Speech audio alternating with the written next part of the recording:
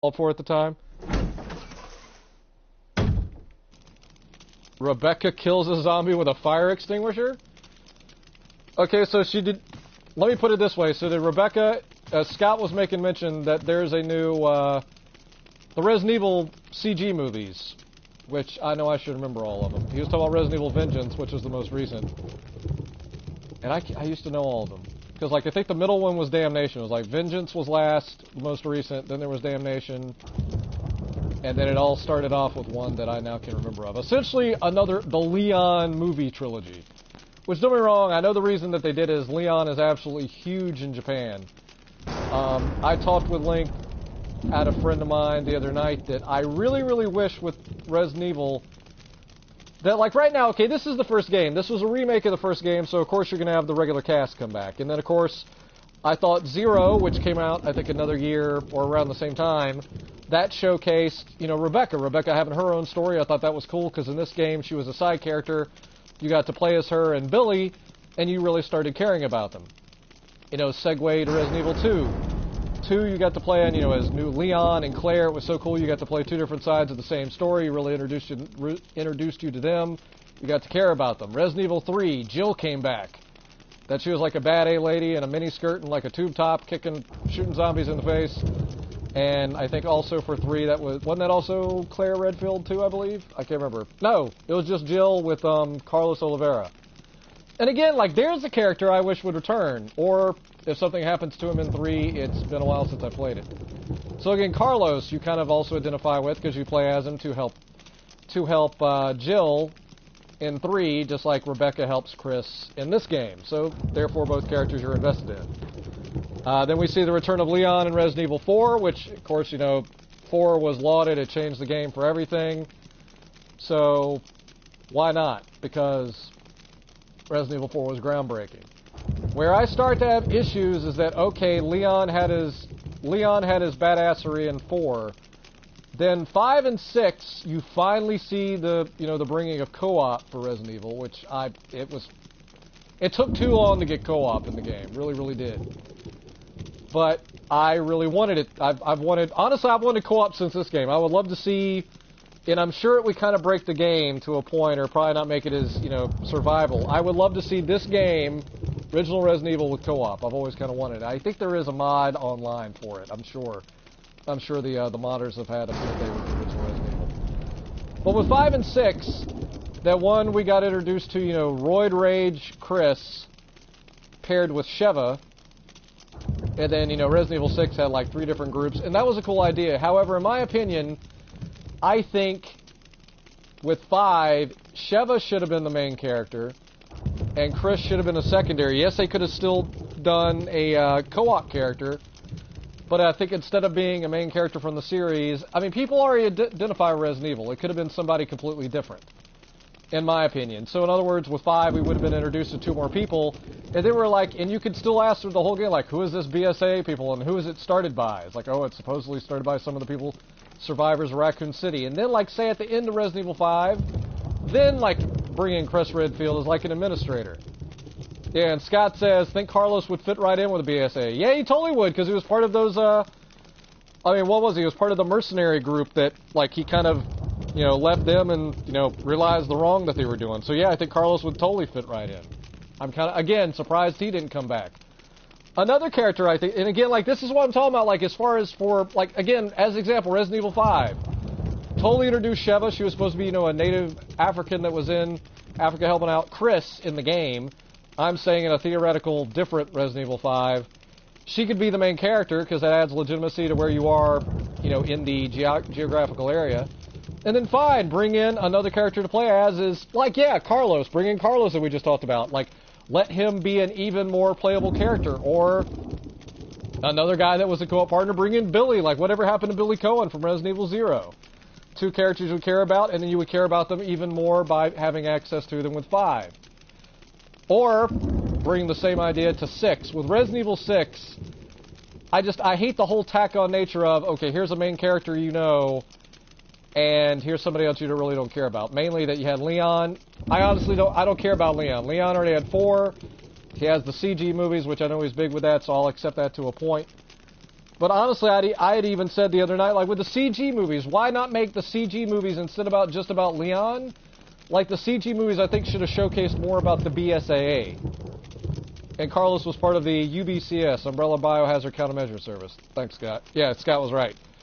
And see, and then Capcom confused me even more because I thought the UBCS is who was supposed to be in, you know, Operation Raccoon City. But then it's supposed to be like the RSS, the Raccoon Secret Service. And I'm like, or Umbrella Secret Service, the USS, excuse me. And honestly, I just wish they would have kept, the UBCS because they already did it. And Scott says, Leon needs a vacation. Yes, I agreed, Leon. Again, I know he's a huge character, very popular, I get it, but just with me in the games, I think it would have added more legitimacy and made you care more about them to add newer characters in for you to, because if you play as a character, you identify with them, you bond with them. I mean, yes, sometimes they get annoying. But also, too, like, the other main characters, like here, as example, Chris. We already have experience with Chris. We have experience with Jill, with Carlos, with Rebecca, with, you know, Billy. And we already have experience. That's from the first three, from, like, let's say the main trilogy. Then 4 was pretty much Leon and Ashley's game. Well, mainly Leon. Because even 2, I think it was Scott and I were talking about Shinji Mikami, the director of this original Resident Evil and the original, and he's been a producer and served in other sorts on other Resident Evil games, that he originally, like Scott told me, did not like the idea of Rebecca in this game because that originally, I think the creatives or the executives at the time wanted a damsel in distress. My argument is Rebecca's not really a damsel in distress in this game, and if she does, like, okay, just now we had to rescue Rebecca. But think about it, though. Like, the first time we encounter Rebecca, she's helping one of your other squad mates who you're looking for. And then you go off, like, you run, you know, you get the serum, you come back, she helps him. And then she watches over them. And then on top of that, she offers to heal you. You see it echoed again after Plant 42. They're like, you know, I think you get your butt kicked, or if you get injured. She greets you. She said she'll go in there and, you know, like, analyze the chemicals. And again, she offers to heal you. That's twice. And then you don't have to rescue her till you come back to the mansion.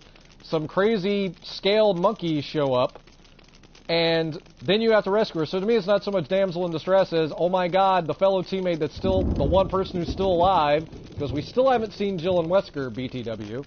So let's help her. She's not a damsel in distress. If there's a damsel in distress trope at all in Resident Evil, that would be Ashley from Resident Evil 4.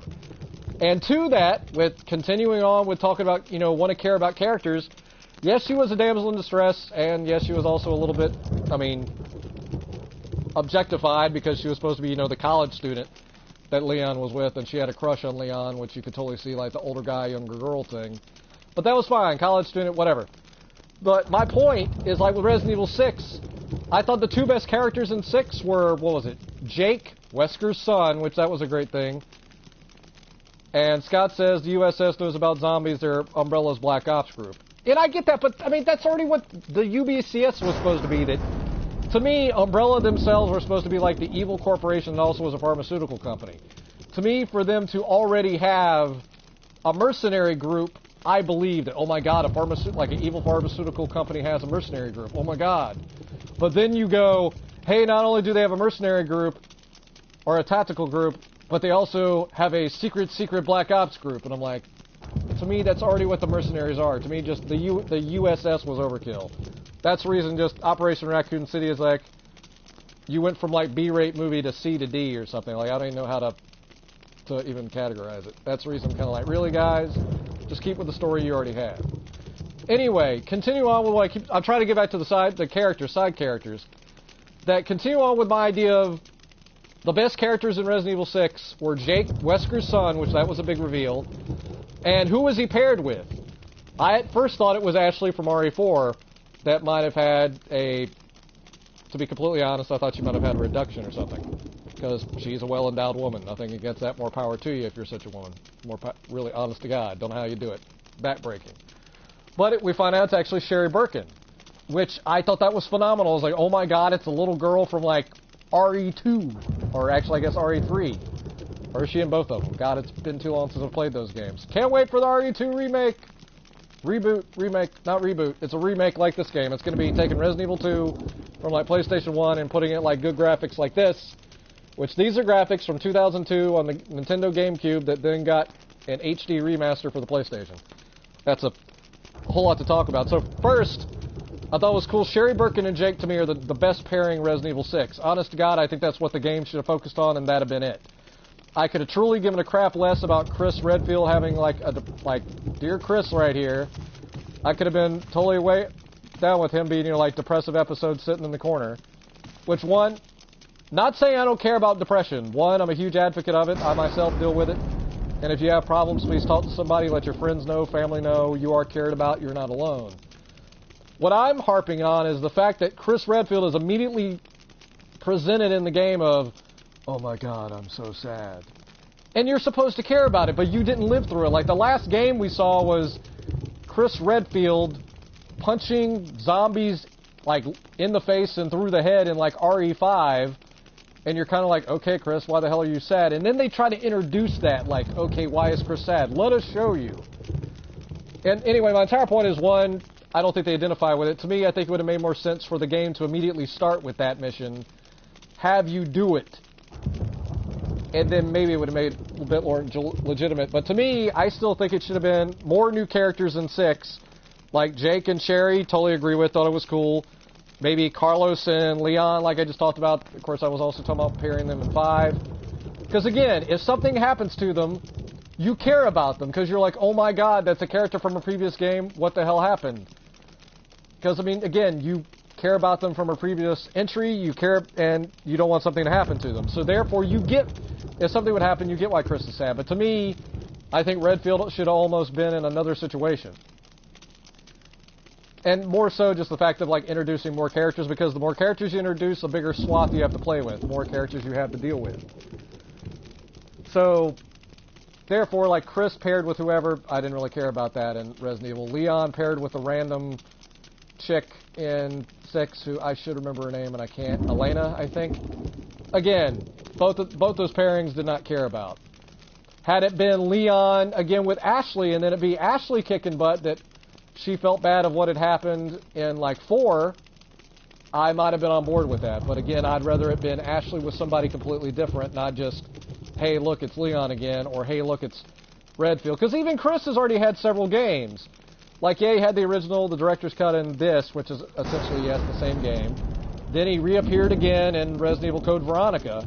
And yes, there's also Code Veronica X, but I really don't understand the differences between those two. But either way, he reappears in Code Veronica.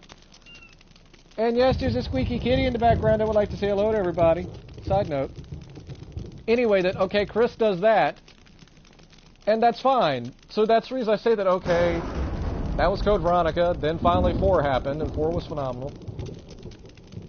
And then after 4, and right now my friend Scott's, I think, educating me on the more about the UBCS.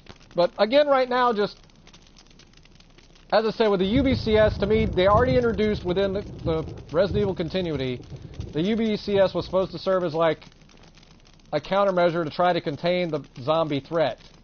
And then, oh, the military was the one that contained it with a nuclear strike. But then in like the remake, don't they allude to that, oh, is Umbrella secretly controlling things from the distance anyway, or in other games? So to me, if that's the case, and you already have a corrupt government or some official that's in Umbrella's pocket, why send in your people anyway to get killed? So, again, I think Operation Raccoon City is cool. I just still wish they would have kept with the UBCS. And all I'm harping on with Resident Evil 6, I'll get off my soapbox of, I wish they would have used it to further continue more characters, and like the main ones, like Chris and Jill, specifically, would have taken a step aside. Like Chris, Jill, mainly Chris, Jill, and Leon, because we've already seen them. The one person that I have wanted to see for so many games, Barry effin' Burton. It took till Resident Evil Revelations to finally get Barry Burton. That would be pretty cool. Scott just said Ashley from Resident Evil 4 needs a Ripley-style evolution in character. And it'll be, I don't know, like, I was trying to think of a character, like, who goes from the damsel in distress to a bad A lady? I mean, like, Ashley, I mean, you gotta think about it, guys. In Resident Evil 4, Leon literally and pretty much holds Ashley's hand through the entire the entire game of RE4. But that's fine. That's what it does. I mean, it's kind of funny. Then, like, you can put a suit of armor on her later and, like, you know, costume unlocks. Side note, I totally miss costume unlocks in games. I really, really do. But, anyway, like Barry Burton, it took Barry to finally be a playable character. Resident Evil Revelations 2, not even the first Revelations, which I was happy about Revelations, because the Revelations game don't get enough credit, because to me they harken back to a game like this. They're very much like the original Resident Evils.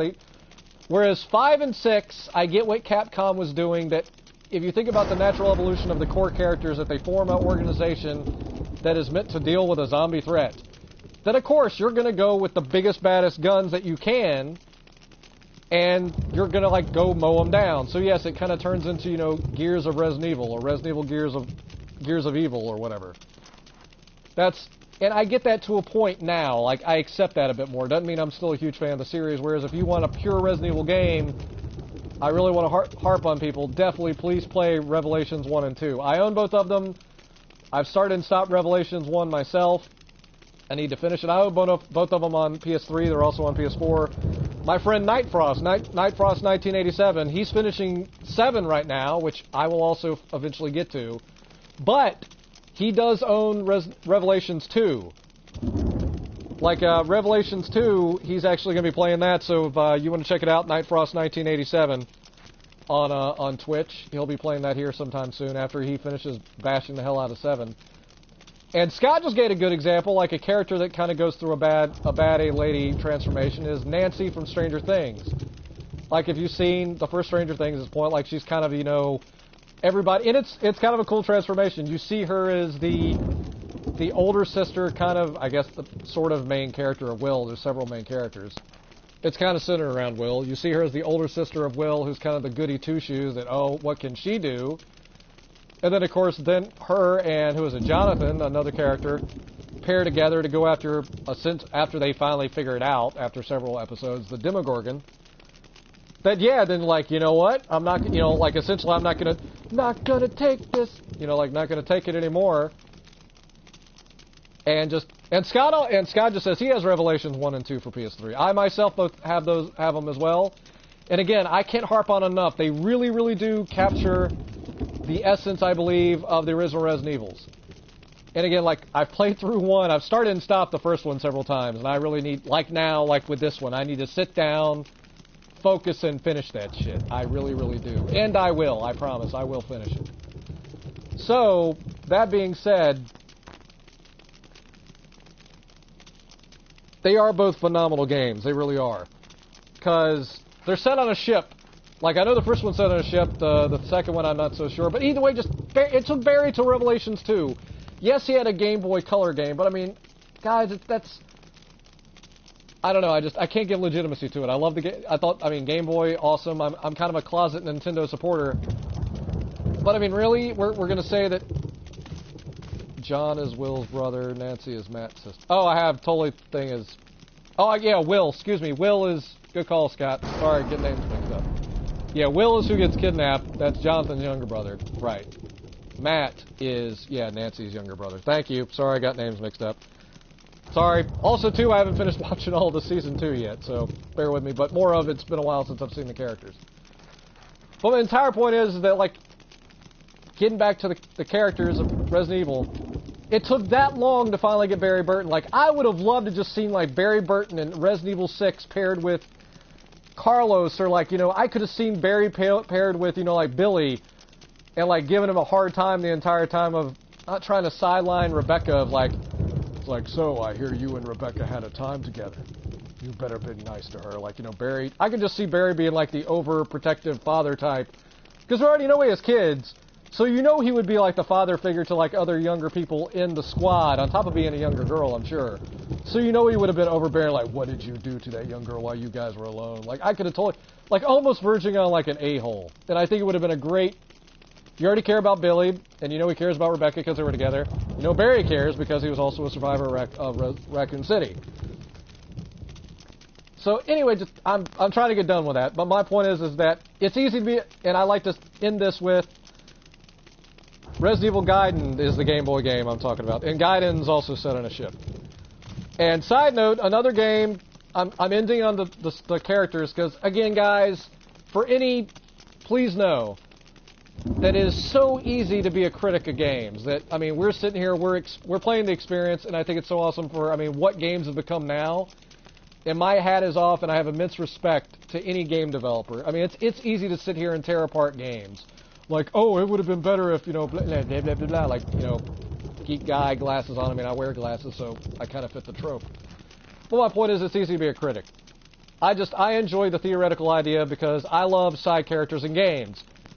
Segueing from that, like what Scott's talking about, is Gaiden was on a cruise ship, a game I'm a fan of. And let me pose this question. What Resident Evil game first had the over-the-shoulder camera? Most people are going to say Resident Evil 4, because that was the game that, you know, was so lauded, like, oh my god, Leon going around like roundhousing zombies in the face, or Las Plagas in the face, as you eventually found out.